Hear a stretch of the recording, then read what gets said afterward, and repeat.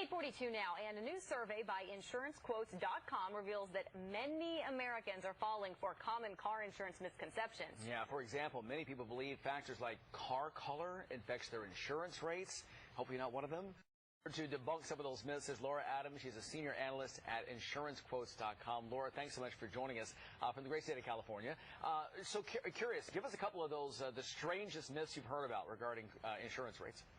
Well, the car color is certainly one of them. The Insurance Quote survey found that 44% of our respondents said they believed having a red car could cause your rate to either go up or down. This is definitely not true. Not sure why this myth has been perpetuated, but the color of car has nothing to do with the rate of insurance. Make and model, yes, and certainly if you drive that red car poorly and you get violations or tickets, that can cause your rate to go up. Right, maybe your little speed demon in that red car. But something, Laura, that does actually affect your price can actually be where you live. That's it. 17% of our survey respondents did not know that. They did not realize that even the zip code where you live affects your rates. So that's something that we definitely found as a misconception.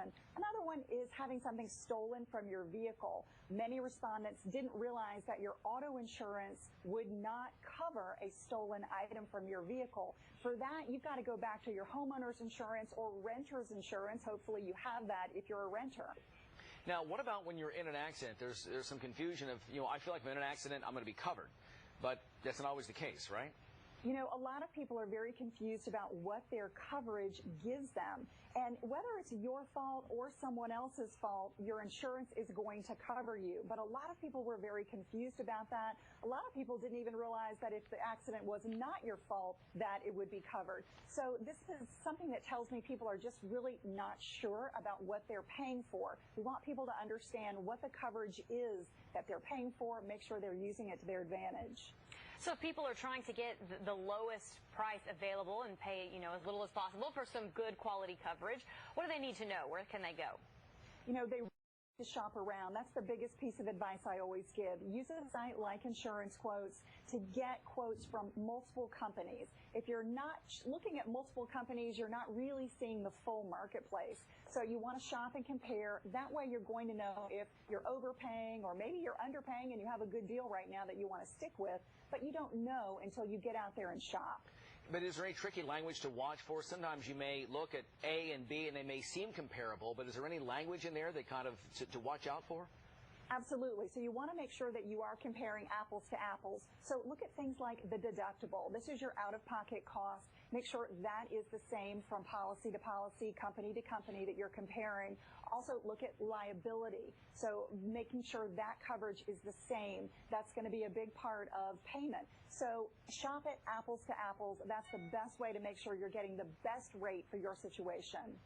Okay, and Laura, you mentioned briefly that the color of your car has no bearing on how much you pay, but you did say that the make and model, maybe the year. What do people need to know about that? Right, so a newer or more expensive vehicle typically is going to be more expensive to insure than an older vehicle or one that is not so expensive. So the higher priced vehicle that you have, the more it's going to be to insure. So that's something that you can really look at ahead of time before you make your purchase. We even have a calculator at InsuranceQuotes.com to help you understand what the rate is going to be for different types of vehicles. That'll help you make a decision. Okay, good advice, and we put all of those there on the screen for people to try and help debunk all of these myths and misconceptions. Laura, thanks so much. Laura Adams with InsuranceQuotes.com. Hopefully you've helped some folks out there decipher it. Thanks for having me. Thank you. Thanks so much. Yeah, I hate buying that new car, and then that's the sticker shock later when your insurance rates jump up with that first month. Another reason for me to hold on to it. That's right. I'm with you.